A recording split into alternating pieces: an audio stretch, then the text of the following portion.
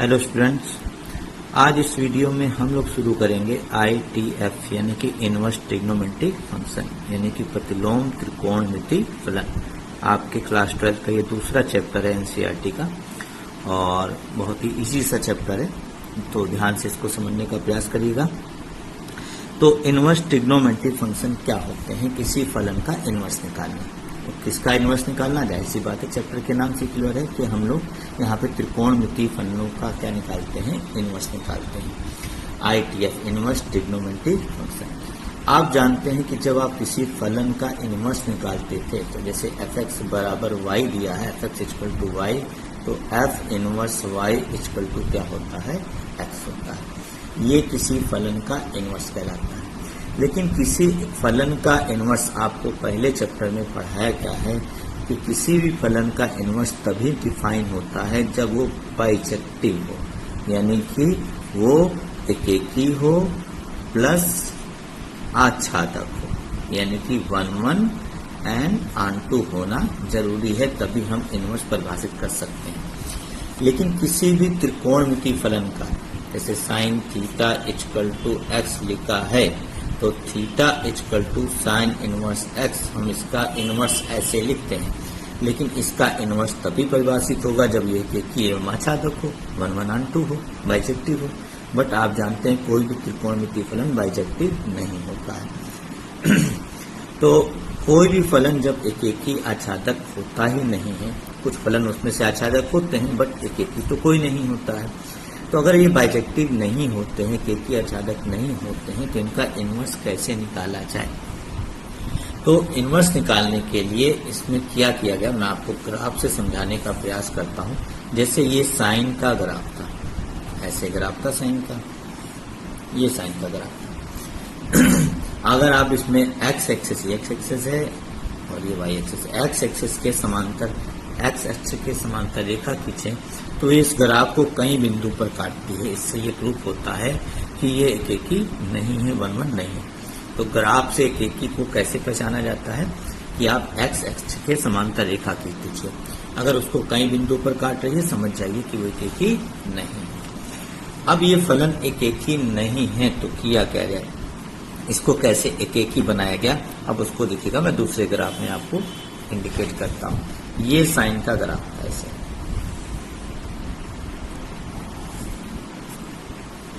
ये minus pi, ये minus pi by 2 पर इसका मान -1 होगा, और यहाँ पर पाई बाई 2 पर 1 होगा इसका मान, ये 0, ये पाई, यहाँ पर 3 पाई बाई 2, यहाँ पर फिर -1 होगा, 2 पाई पर 0, ऐसे होता है।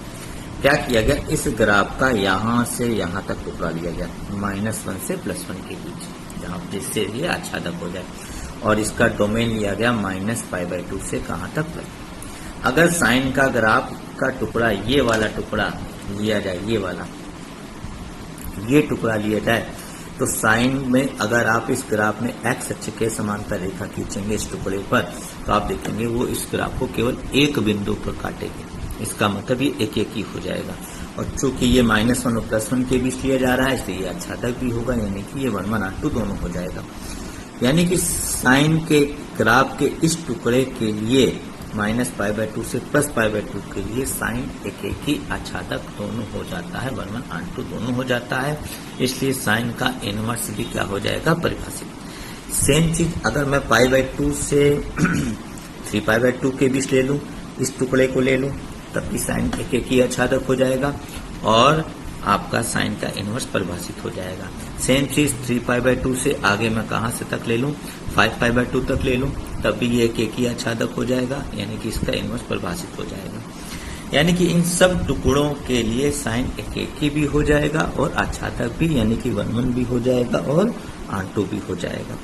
अब समस्या ये आ गई कि कौन सा टुकड़ा लिया जाए, तो जो टुकड़ा मूल बिंदु के निकट होता है उसी को लिया जाता है और उसी को मेन माना जाता है। बाकी सब भी लिए जा सकते हैं, लेकिन एक को मेन माना जाएगा और ये कहलाएगा मुख्य मान।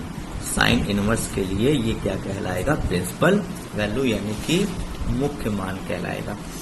तो इस टुकड़े के लिए साइन की -π/2 से +π/2 का टुकड़ा लेने पर -π साइन का इनवर्स परिभाषित हो जाता है, क्योंकि वो एकेकी आच्छादक हो जाता है। और चूंकि कई टुकड़ों के लिए एक ही आच्छादक हो जाता है, तो उन टुकड़ों में से एक टुकड़े को, एक इंटरवल को हमने मेन माना, प्रिंसिपल माना, तो ये आपका मुख्य मान, प्रिंसिपल मान कहलाया। तो sine theta equal to x, यानी कि theta equal to sine inverse x तभी परिभाषित होगा जब थीटा का मान -π/2 से +π/2 के बीच में हो, और ये इसका मुख्य मान होगा साइन इनवर्स के लिए, और इसका कोडोमेन होगा -1 से। ये साइन के लिए। अगर इनवर्स के लिए पूछा जाए, इनवर्स में आप जानते हैं डोमेन कोडोमेन में, और ये पलट जाता है ये। तो वास्तव में इनवर्स होते क्या है यहाँ पर ट्रिग्नोमेट्री में, ये किसी एंगल की वैल्यू को रिप्रेजेंट करते हैं, किसी कोण के मान को रिप्रेजेंट करते हैं। ध्यान रखिएगा कि इनवर्स ट्रिग्नोमेट्री फंक्शन में अगर इनवर्स की बात करें, साइन इनवर्स, कॉस इनवर्स, ये वास्तव में क्या होते हैं, ये वास्तव में किसी कोण का मान होते हैं जो कि त्रिकोणमिति फलनों के पदों में लिखे होते हैं। तो थीटा का मान, कोण का मान किसके पदों में लिखा है, इनवर्स। तो मोटे तौर पर याद रखिएगा, जब भी आपको इनवर्स दिखा, त्रिकोणमिति का इनवर्स दिखे, जैसे साइन इनवर्स दिखे, कॉस इनवर्स दिखे, टैन इनवर्स दिखे, तो समझ जाना ये किसी न किसी एंगल, यानी किसी न किसी कोण की क्या है, वैल्यू। किसी न किसी एंगल को ये रिप्रेजेंट करते हैं, कोण को ये रिप्रेजेंट करते हैं। तो जब किसी कोण का मान इनवर्स के पदों में लिखा जाता है ट्रिग्नोमेट्री फलन के रूप में, तो वही इनवर्स ट्रिग्नोमेट्री फंक्शन कहलाता है, और उसको तभी लिखा जा सकता है जब उसका डोमेन, कोडोमेन इस मुख्य मान के अनुसार हो। अगर कभी आपको ग्राफ बनाना हो साइन इनवर्स का, तो कुछ नहीं करना है, जो चीज एक्स अक्ष पर बनी होती है साइन में, वही चीज उसको वाई अक्ष पे बना दीजिए इनवर्स में, तो आपका बन जाएगा। जैसे देखिएगा यहाँ पर देखिए, ये π/2 ले लीजिए, ये एक्स अक्ष पे लिया जाता है साइन में, और यहाँ पे वाई, और +1 से -1, सॉरी, कुछ ऐसे बनेगा। यहाँ पर इसका मान +1 होगा, ये -1, और इधर क्या होगा, +1। ये इस तरह का ग्राफ बनता है जो वाई अक्ष पर बनता है, यानी कि जो चीज एक्स अक्ष पर बनी होती है साइन थीटा में, वही इनवर्स में वाई अक्ष पर बना दीजिए बस। तो एक्स अक्ष पर क्या होता है देख सकते हैं, ये एक्स अक्ष पर है, ऐसे था ग्राफ, ऐसे π/2 यहाँ था, -π/2 यहाँ था, मैंने इसको कहाँ पे बनाया, वाई अक्ष पर। ये -1 +1, यहाँ पर देखिए वाई अक्ष पर था -1 +1, और यहाँ पर कहाँ चला गया, एक्स अक्ष पर। तो ग्राफ की बहुत ज्यादा भी जरूरत नहीं पड़ेगी आपको, फिर भी जस्ट नॉलेज मैंने आपको बता दिया। अब आपको याद रखना है सबके मुख्य मान। तो sine theta equal to x बराबर x implies that theta equal to sine x. इसके लिए मुख्य मान परिभाषित हो गया, मुख्य मान हो गया आपका -π/2 से कहाँ तक, +π/2, -π/2 से कहाँ तक, +π/2 तक हो गया ये। ऐसे ही आपका ले लिया जाए cos theta equal to x, तो theta equal to cos inverse x का मुख्य मान क्या होगा, तो याद रखिएगा 0 से पाई होगा, सॉरी 0 से पाई। तो नॉर्मली यही दो होते हैं मुख्य मान जो 6 त्रिकोणमिति के होते हैं। बस फर्क क्या होता है, जहां जहां वो परिभाषित नहीं होते वहां वहां के वो कोण एंगल छोड़ दिए जाते हैं। जैसे टैन की बात करें तो जो साइन का होता है वही टैन का होता है, वही कॉसेक का भी होगा। फर्क क्या होगा, टैन में यहाँ छोटा ब्रैकेट लग जाएगा ऐसे, टैन वाले में -π/2 से +π/2 में स्मॉल ब्रैकेट लगा दिया जाएगा, क्योंकि टैन 90 पर परिभाषित नहीं होता है। कॉसेक की बात करें तो वो -π/2 से +π/2 होगा, क्लोज इंटरवल ही होगा, लेकिन वो 0 पर परिभाषित नहीं होता, 0 माइनस कर दिया जाता है। ऐसे ही आपका कॉस इनवर्स का, सेक इनवर्स का और कॉट इनवर्स का सेम होता है। कॉट इनवर्स में छोटा ब्रैकेट यहाँ लग जाता है, और सेक इनवर्स में इसमें 90 माइनस कर दिया जाता है, क्योंकि वो 90 पर परिभाषित नहीं होते। ये इन सब के क्या होते हैं, मुख्य मान होते हैं, मुख्य वो एंगल होते हैं जिसके लिए ये इनवर्स परिभाषित होता है। तो अब आपको दो चीजें याद रखनी है। पहली चीज कि इनवर्स ट्रिग्नोमेट्री फंक्शन क्या होते हैं, ये किसी कोण का मान होते हैं, किसी एंगल की वैल्यू होते हैं। पहली चीज याद रखिएगा मोटे तौर पर। और दूसरी चीज याद रखिएगा कि इनके मुख्य मान कौन से होते हैं। दो ही प्रकार के मुख्य मान मोटे तौर पर मिलेंगे, वो है -π/2 से +π/2 के बीच में, और -π/2 से +π/2 के बीच में कौन आएगा, साइन इनवर्स आएगा, tan इनवर्स आएगा और cosec इनवर्स आएगा। बाकी तीनों 0 और पाई के बीच होंगे। बस इतना याद रखिएगा कि जहां जहां ये परिभाषित नहीं है उसके अनुसार इंटरवल के साइन या इस तरह से माइनस लगाकर कोण को उसमें से घटा दिया जाता है। घटाने का मतलब हटा दिया जाता है। अब हम लोग मुख्य मान निकालते कैसे हैं, मैं आपको एग्जाम्पल से देता हूँ कुछ मुख्य मान, प्रिंसिपल वैल्यू निकालने का तरीका। ये आपकी एनसीईआरटी की पहली एक्सरसाइज भी होती है। जैसे मैंने आपसे पूछ लिया कि साइन इनवर्स 1/2 का मान निकालिए। अभी कैसे निकालेंगे इसको? निकालने के लिए तरीका क्या होगा कि आपको लिखना होगा, साइन इनवर्स है 1/2, ये लिखना होगा कि साइन का मान 1/2 का होता है। साइन का मान 1/2 होता है 30 डिग्री यानी कि π/6। यानी कि यहाँ पर आपको वो कोण लिखना है जो इस मान को क्या करता हो, संतुष्ट करता हो। अगर ये मान प्रिंसिपल वैल्यू है तो ये साइन इनवर्स इस साइन इनवर्स को कैंसिल कर देगा एक प्रकार से, तो आंसर आ जाएगा π/6 आ जाएगा।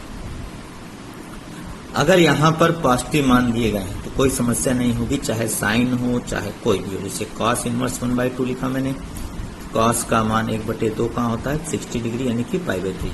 कॉस इनवर्स से कॉस कट जाएगा π/3। कॉस इनवर्स से कॉस तभी कैंसिल होगा, तभी दोनों एलिमिनेट होंगे जब यहाँ पर लिखा हुआ कोण मुख्य मान में होगा। साइन का मुख्य मान -π/2 से +π/2 के बीच होता है, यानी कि ये भी जो भी कोण होगा -90 और +90 के बीच में होगा, और ये 0 से पाई यानी कि 0 और 180 के बीच में होना चाहिए। समस्या तब आती है जब ये मान निगेटिव होना शुरू होते हैं, ऋणात्मक, जैसे साइन इनवर्स -1/2।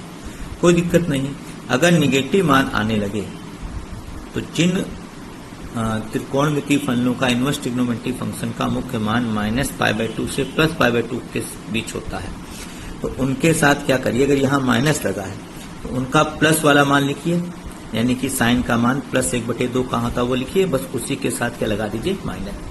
ये रूल आप साइन इनवर्स के साथ भी कर सकते हैं, tan इनवर्स के साथ भी, और कॉसेक इनवर्स के साथ भी कर सकते हैं। यानी कि जिनका मुख्य मान -π/2 के और +π/2 के बीच में होता है, उनका अगर यहाँ पे मान माइनस के साथ लिखा है तो आप उनका कोण प्लस वाला मान लिखिए, कोण का +1/2 कहाँ होता है वो मैंने लिखा, और उसके साथ क्या लगा दिया, माइनस लगा दिया। अब ये अपना कैंसिल हो जाएगा, क्योंकि साइन इनवर्स, कॉस और कॉसेक इनवर्स और tan इनवर्स में जो मुख्य मान होता है -90 और +90 के बीच में होता है, यानी कि इनके मान आपके ऋणात्मक हो सकते हैं। जैसे मैं आपको एक उदाहरण लेता हूँ, tan इनवर्स -1 लिखा है, तो tan का मान -1 का होता है वो बाद में सोचिए, पहले सोचिए tan का मान +1 का होता है, तो होता है π/4। बस इसी साथ माइनस लगा दीजिए, आ गया आंसर -π/4। मान लो लेकिन यही चीज कॉस में आ जाए, कॉस इनवर्स -1/2, तब क्या करेंगे? तब भी आप क्या करिए, अब इनका मान तो माइनस में होता नहीं क्योंकि इनका मुख्य मान होता है 0 से पाई, तो आप पहले इनका प्लस वाला मान लिखिए कि प्लस कहाँ होता है। tan का मान +1/2 होता है π/3 यानी कि 60 डिग्री पे, और इसी मान को 180 में से घटा दीजिए। यानी कि जिनके मान 0 से पाई के बीच होते हैं उनका अगर ऋणात्मक मान लिखना हो तो पहले प्लस वाला उनका मान लिखिए और उसको 180 में से घटा दीजिए। ये रूल आप कॉस इनवर्स, सेक इनवर्स